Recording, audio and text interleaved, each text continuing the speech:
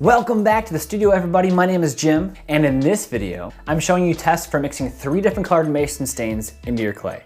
And have you noticed? I've got my own kiln now. So I'm gonna be firing a lot more work and making a lot more tests to give all of you better ceramic videos.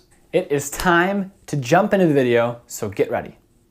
Today I'm making 3 batches of 3 colors.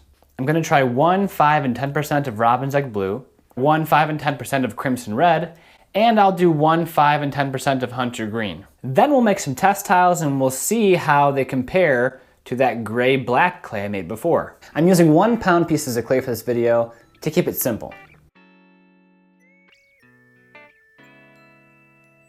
Now 1 pound of clay is 16 ounces, and there are 28 grams in an ounce, which means there are 448 grams in 1 pound of clay.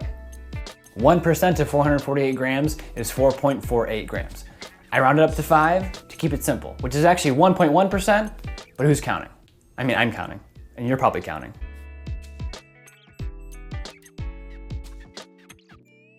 All right, so here they are. 1 and 5%, 1, 5, 10, 1, 5, 10.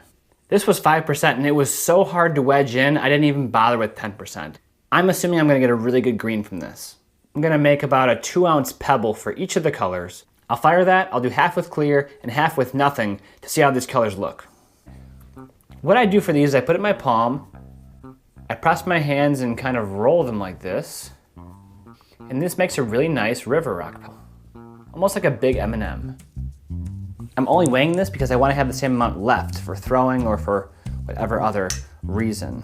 So what we have here is 1, 5, 10, 1, 5, 10, 1, 5, and then the plain porcelain as a comparison. And now it's time to fire them, half clear, half plain, in 3, 2, 1. Man, they are so shiny.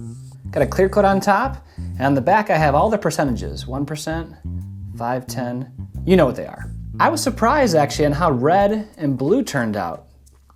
They did not look that blue and red before. 5% green was definitely enough. Let's have a closer look. Even 1% gives pretty good color, kind of like a pink. This is a good solid red. And I like the feel of this clay. They're definitely richer with the clear on the back. There's the robin's egg blue, 1, 5, 10. I'm surprised this even showed up. It looked like nothing when I first wedged it. It's a little marbly. I could have probably wedged it more. This green is much more powerful than the blue and the red. This is 5%. It looks just like the 10% from the red and the blue. Think about it this way, if you don't care about the color and you're trying to save some money, you can get just as much color with half of the price or half of the amount with that hunter green. The 1% even holds up to the 5% of the red and the blue. A 1/5 of the amount gets you almost the same color. It's kind of like the black, this is also 1%. It seems to hold up and be stronger at a lower percentage. Now I would imagine with 5% of the black mason stain, you get a pretty solid black. Now there's a better way you could do this, well actually a different way you could do this. It's by taking some bone dry pieces of clay, of the same clay body. Do your measurements per pound, even though it's dry versus wet clay, you might get a little bit of different results. As long as you're consistent with dry or wet clay, it doesn't matter.